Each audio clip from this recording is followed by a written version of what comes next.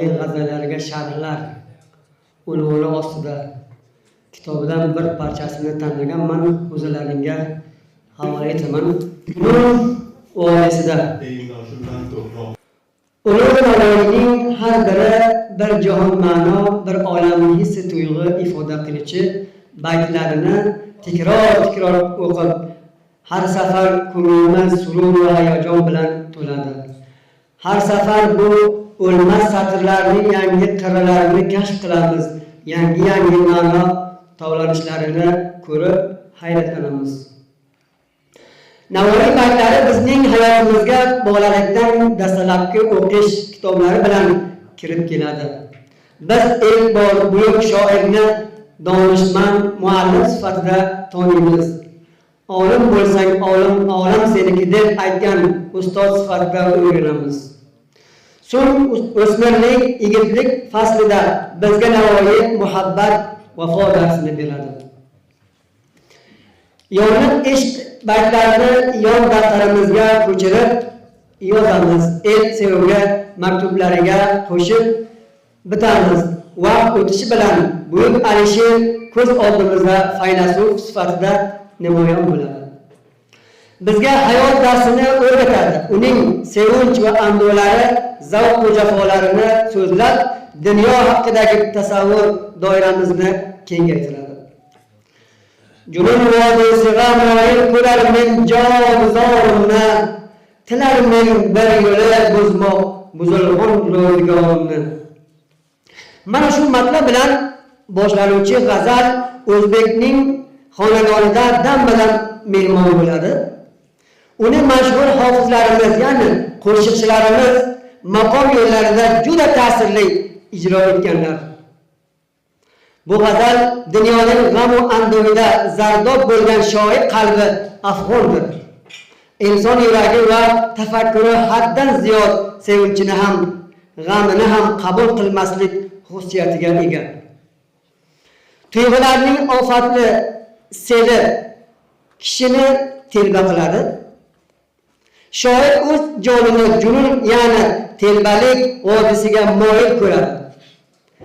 Buzilgan hayot ro'zg'ori uni aqldan ozdirgani endi telbalikni bo'yniga olib, dasht va sahrolar kezishdan o'ziga iloji qolmaganini va telbalik buzish va yon qilish ekan.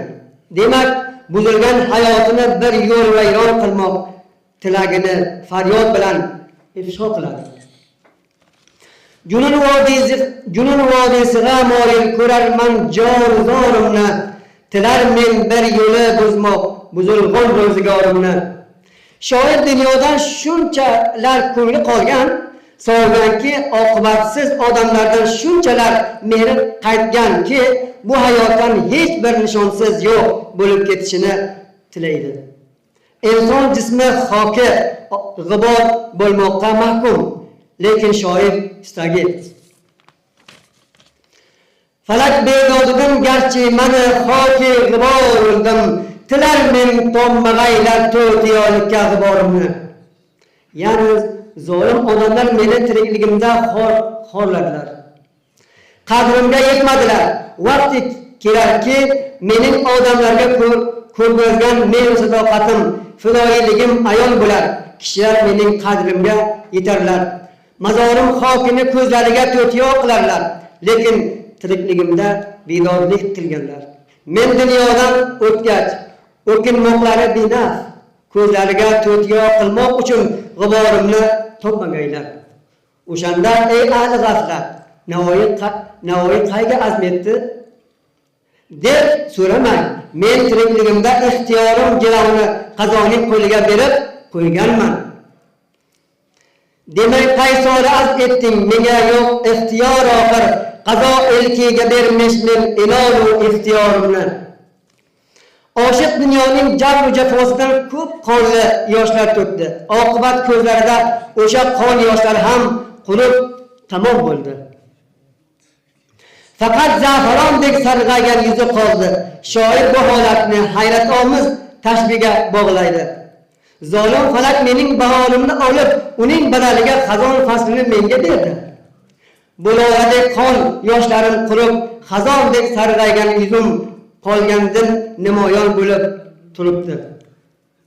Tugandek ashki gulgun emdi qolmish zafaroni yuz, falak zulmi badal qildi xazon birla bahorimni.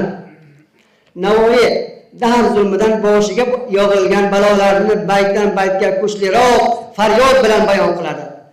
Birinchi bayt oshiqning junun vodiysiga moyil bo'lganini, ikkinchi bayt dunyodan tamom yo'q bo'lib ketishi tilagani ifoda qilsa, g'azal so'ngiga yaqin shoir bularning barchasidan o'ta ofatini qalamga oladi.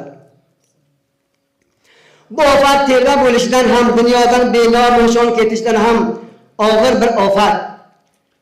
Biyoru diyordan judo bo'lish musibati. Navoiy shunday yozadi. Diyorim ahli bir layoridan boshimga yuz mehnat.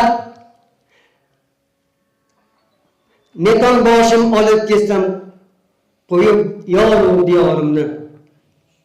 Ya'ni agar men yor diyorimni tashlab bosh olib ketar bo'lsam, buning boisi yordan u diyorim odamlaridan boshimga ming balolar yoqqanidir. Taqdir mening boshimga solgan bu savdo shunday og'ir savdo kim? Yomon holimga bag'ri og'rig'ay har kimsa kim ko'rgay, bag'ri parkolasidan qonga bo'lg'ongan izorimni. Bag'rim pora bo'lganidan qonga bo'yadim. Bu holimni ko'rgan har bir kimsaning bag'ri og'rimay iloji yo'q. Tiriklik shoirning nazdida dardu, bu dardning davosi esa yolg'iz o'lim. Asli sharobdan kelgan bosh og'riqning davosi sharob, ammo shoir uchun tiriklik sharobining dafa xumori zahri qotildir. Hayotim bodasidan sargaroning asri ey soqir, qadahqa zahri qotil quy, dog'e daf et xumorimni. Ya'ni hayot bodasi ichib boshim og'riydir. Ey soqir, qadahqa zahar quyib berginda mening boshim og'rig'ini daf et, chunki bu dunyoda o'lmay turib tinchimak mumkin emas. Shu bois meni dardlarimdan ozod qilmoqchi bo'lsangiz, bor yo'g'imni yoqing. Jon tarkini qilmay chunki to'moq mumkin emasdir. Navoiy qil meni ozod, o'ratib yo'q borimni. Navoiyning bu mashhur g'azali falak bedodidan, bemel odamlar jabridan, shoirning chekkan nolasi bo'lib, necha asrlar o'sha devondan devonga ko'chirilib, og'izdan og'izga o'tib, ham kitob varaqlarida, ham qo'shiqlar qanotida bizgacha yetib keldi. Bugun biz ulug' bobomizning olis nevaralari beqiyos iste'dod qalamidan to'kilgan ma'no shunday satrlarni o'qib, eshitib, ongimiz va yuragimiz bilan bahramandlik topamiz. Uzoq zamonlarning sadosini tinglaganday qilamiz. Tavajjularingizdan kattakon rahmat.